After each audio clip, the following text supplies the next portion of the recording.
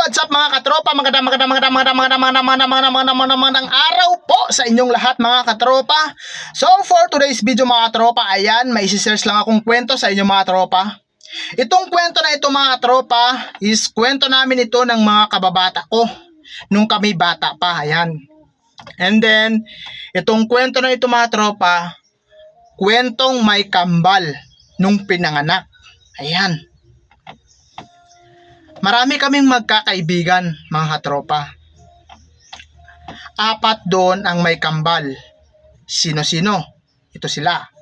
Aalamin natin mga tropa. Ayan.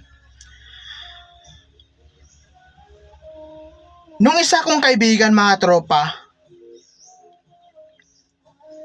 may kambal siya nung pinanganak siya.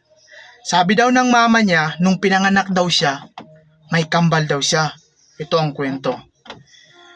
Kwento ng kaibigan namin. Sabi niya, alam niyo ba, nung pinanganak ako, sabi ng mama ko, may kambal ako. Oo.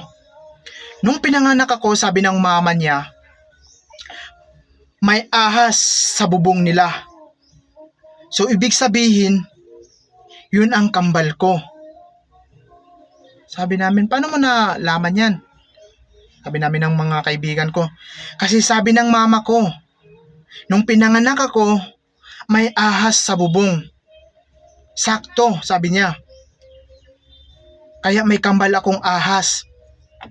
Ganon. Ha? Naganon-ganon kami ng mga kaibigan ko. Ganon ba yun? Oo, sabi niya. Tapos nag-okay lang kami.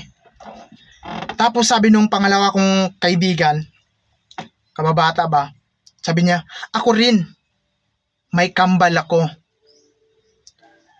Sinabi rin sa akin ng mama ko, nung pinanganak ako, sabi niya, sabi ng mama ko, may tuko sa dingding namin. Sakto daw, nung inuluwal daw siya ng mama niya, may tuko sa dingding nila, so yun daw yung kambal niya. Sabi namin, tuko?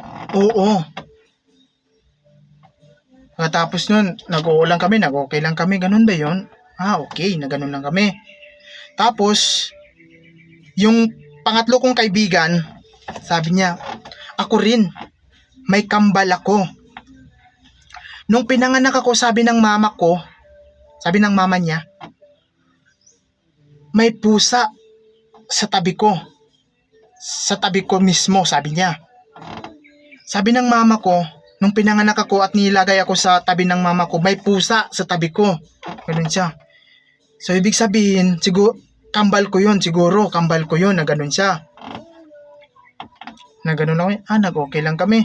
May kambal ka palang pusa. Baka pusa nyo lang. Sabi niya, hindi. Sabi ng mama ko. Biglang lang yung pusa doon sa tabi niya. Ganun daw. Siguro, may kambal siya. Ganun. Tapos, alam niyo ba kung sino yung pang-4 na may kambal? Ako.